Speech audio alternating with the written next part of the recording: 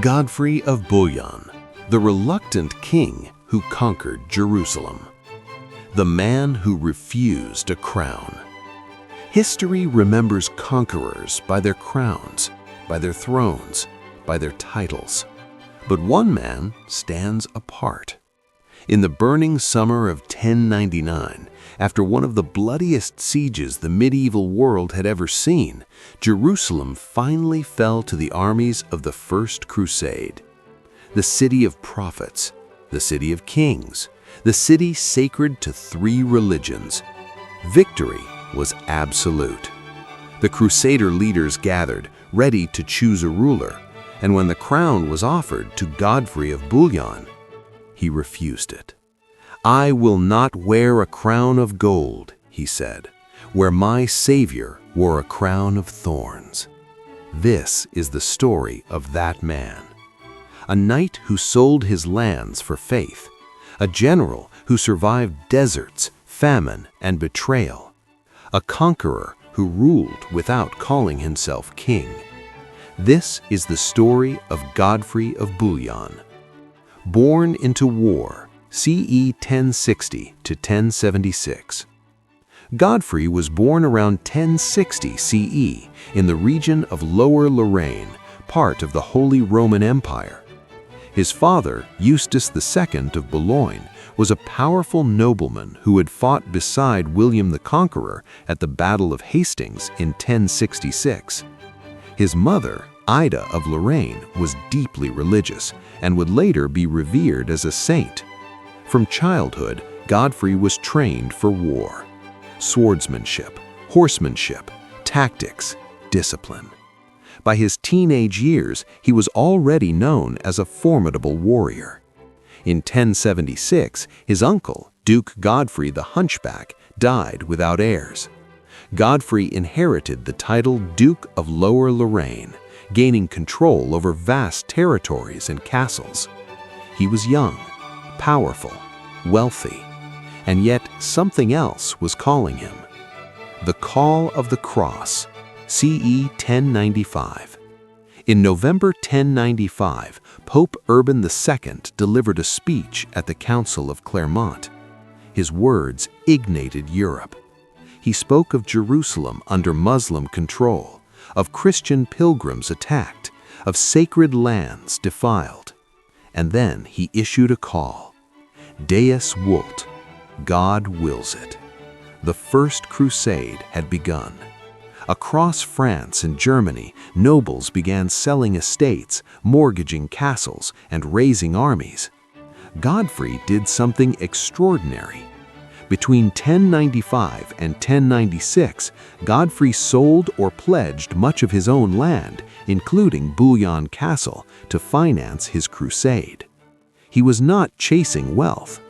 He was buying passage to holy war. By the spring of 1096, Godfrey stood at the head of roughly 10,000 soldiers, including knights, infantry, and pilgrims. Beside him marched his brothers, Baldwin of Boulogne, Eustace III.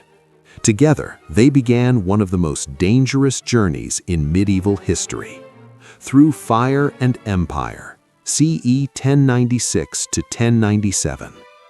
Godfrey's army traveled east through the Holy Roman Empire and into Byzantine territory. The Byzantine Emperor Alexius I Comnenus viewed the Crusaders with suspicion. These Western warriors were unpredictable. In April 1097, Godfrey reached Constantinople. Alexius demanded that all Crusader leaders swear an oath. Any former Byzantine lands they conquered would be returned to the empire. Godfrey resisted. Tensions escalated. At one point, skirmishes broke out between Crusader troops and Byzantine forces. But eventually, in May 1097, Godfrey swore the oath. The Crusaders crossed into Anatolia. Their first major target, Nicaea. After a siege lasting from May to June 1097, the city surrendered. Victory tasted sweet, but it was only the beginning. The furnace of Anatolia, CE 1097. Soon after Nicaea, the Crusaders marched into central Anatolia. There, on July 1, 1097, they met the Seljuk Turks at the Battle of Dorylaeum.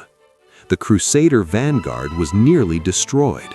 Turkish horse archers rained arrows from every direction. Godfrey charged into the chaos. Leading heavy cavalry assaults, he helped stabilize the collapsing lines until reinforcements arrived. By nightfall, the Crusaders held the field. But the victory came at a terrible price. From that point onward, the army marched through scorching deserts with little water. Men collapsed from heat. Horses died in droves. Some soldiers drank their own urine to survive. Still, Godfrey pressed forward. Antioch, a siege of nightmares. CE 1097 to 1098. In October 1097, the Crusaders reached Antioch, one of the greatest cities of the Near East. Its walls were legendary. The siege lasted 8 months. Food ran out. Starvation spread. Some Crusaders deserted. Others resorted to eating roots, leather, even corpses. Godfrey remained. He organized defenses, led raids, held morale together. Finally, on June 3, 1098, the Crusaders captured Antioch through betrayal from within. But their victory turned into horror. Just days later, a massive Muslim relief army arrived, trapping the Crusaders inside the city they had just taken. They were now the besieged. Disease exploded. Hope vanished. Then came a miracle, or madness. A monk claimed to discover the Holy Lance, the spear that pierced Christ. Inspired, the Crusaders launched a desperate attack on June 28, 1098. Against all odds, they shattered the enemy army. Antioch was theirs. Godfrey survived. Thousands did not. Baldwin's kingdom and Godfrey's path, CE 1098 to 1099. During the march south, Godfrey's brother Baldwin broke away and captured Edessa in March 1098, becoming the first Crusader ruler in the east. Godfrey continued toward Jerusalem. Village after village fell. In June 1099, the Crusader army, now reduced to no more than 15,000 fighting men, reached the Holy City. Jerusalem stood before them, and it would not surrender. Jerusalem, city of blood, CE 1099. The siege of Jerusalem began on June 7, 1099. The Crusaders lacked siege equipment. They lacked water. They lacked food. Godfrey ordered timber hauled from miles away. Siege towers were constructed under constant enemy fire. On July 15, 1099, the final assault began. Godfrey's tower rolled toward the northern wall. Under a storm of arrows and stones, his men fought their way onto the parapets. By afternoon, Jerusalem was breached. What followed became one of the darkest massacres in medieval history. Muslim and Jewish inhabitants were slaughtered. Chroniclers wrote that blood flowed through the streets. By evening, the Crusaders controlled the city. After 3 years of war, Jerusalem was theirs. The crown that was refused, CE 1099. Now came politics. The Crusader leaders debated who would rule. On July 22, 1099, Godfrey of Bouillon was chosen, but he refused the title of king. Instead, he accepted the humbler name, Advocate of the Holy Sepulchre, protector of Christ's tomb. He ruled Jerusalem not as monarch, but as guardian. It was a radical decision. In an age obsessed with power, Godfrey chose symbolism over sovereignty. Yet his challenges were only beginning. Defending a newborn kingdom, CE 1099 to 1600. Muslim forces regrouped. In August 1099, A massive Fatimid army marched from Egypt. Godfrey met them at the Battle of Ascalon on August 12, 1099. Despite being outnumbered, the Crusaders won a decisive victory. Jerusalem was secured. Godfrey began organizing the fragile Crusader state. Churches were restored, garrisons established, alliances negotiated. But he ruled less than 1 year. Death of a Crusader, CE 1600. In July 1600, Godfrey fell ill. Accounts differ. Some say fever, others suggest poisoning. On July 18, 1600, Godfrey of Bouillon died in Jerusalem. He was around 40 years old. He was buried inside the Church of the Holy Sepulchre. Godfrey of Bouillon, the reluctant king who conquered Jerusalem.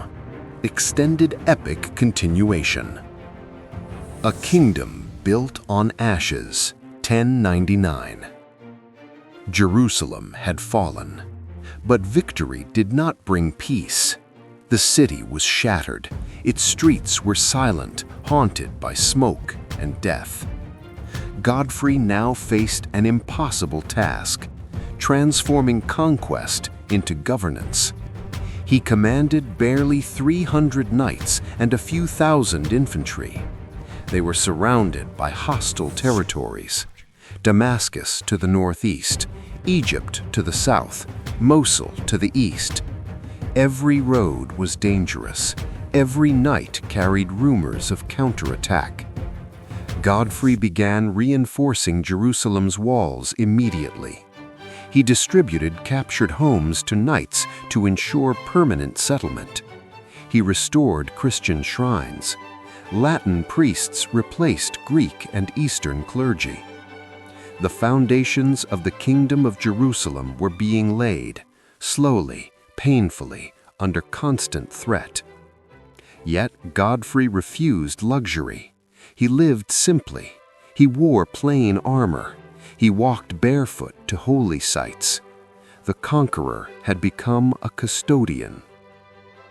The Battle of Ascalon, last stand of the First Crusade, August 12, 1099.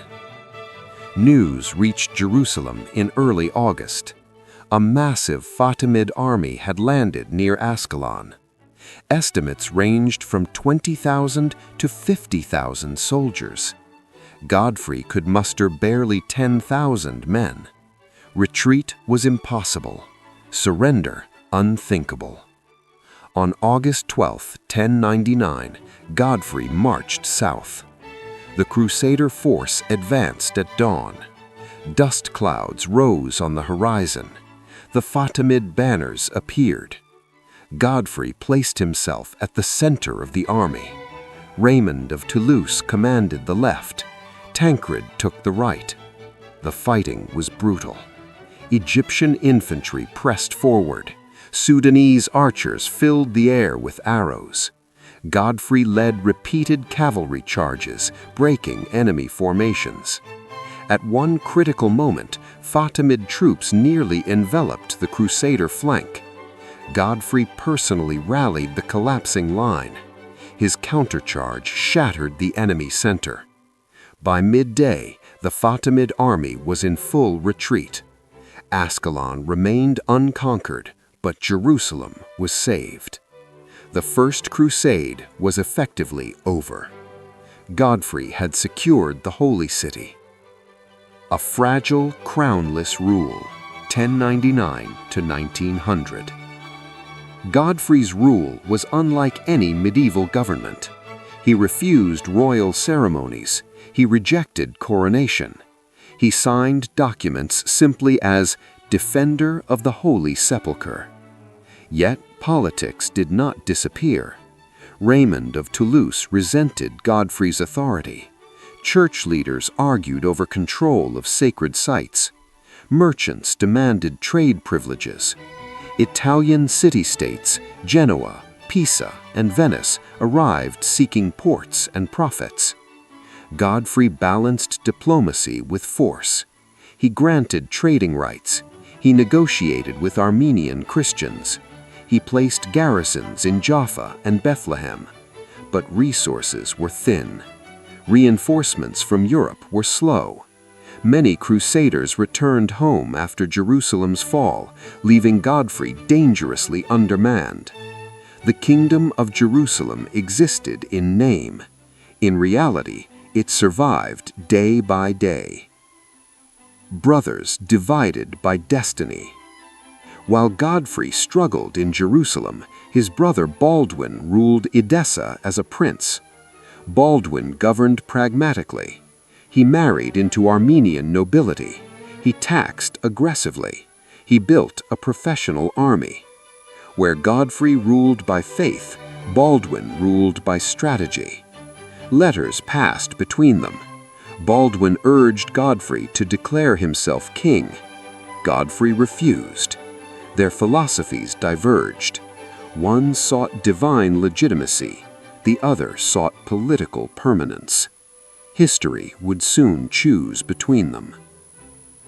The Shadows of Death, 1100.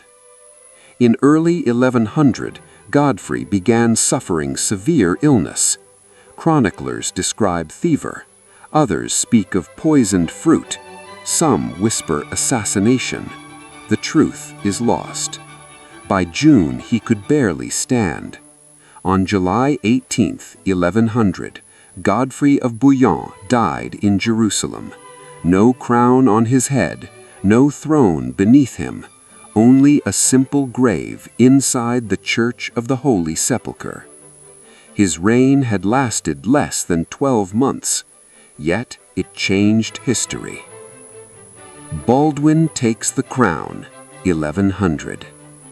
Within weeks, Baldwin marched from Edessa. Unlike Godfrey, Baldwin accepted kingship.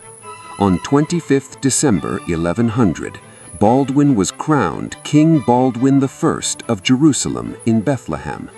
The crown Godfrey had refused now rested on Baldwin's head. The Kingdom of Jerusalem entered a new phase, more political, more militarized, more permanent. Godfrey's spiritual experiment ended. A Crusader monarchy began. Legend forged in Europe. News of Jerusalem's conquest electrified Europe. Godfrey became a myth. Songs were written, chronicles glorified him. He was portrayed as the perfect Christian knight, the chosen warrior of God, the humble conqueror. By the 12th century, Godfrey appeared in epic literature such as Gesta Francorum and later in Torquato Tasso's Jerusalem Delivered. He was named one of the 9 worthies alongside Alexander the Great and King Arthur. Reality faded, legend took over. The man behind the myth. Yet Godfrey was not flawless. He participated in massacres. He enforced religious dominance. He helped establish a Crusader regime based on violence. He was both hero and conqueror, saint and soldier, protector and invader. His story reflects the contradictions of the Crusades themselves. Faith mixed with ambition, devotion fused with brutality, hope entwined with blood. The Reluctant King. Godfrey of Bouillon lived as a duke. He marched as a crusader. He conquered as a general. He ruled as a guardian. And he died as a pilgrim. He never wore a crown, yet he changed history. Jerusalem would remain under Crusader control for nearly 88 years until 1187, when Saladin reclaimed it. But it was Godfrey who opened that chapter, not as king, not as emperor, but as the reluctant ruler who believed that some cities belong not to men, but to God.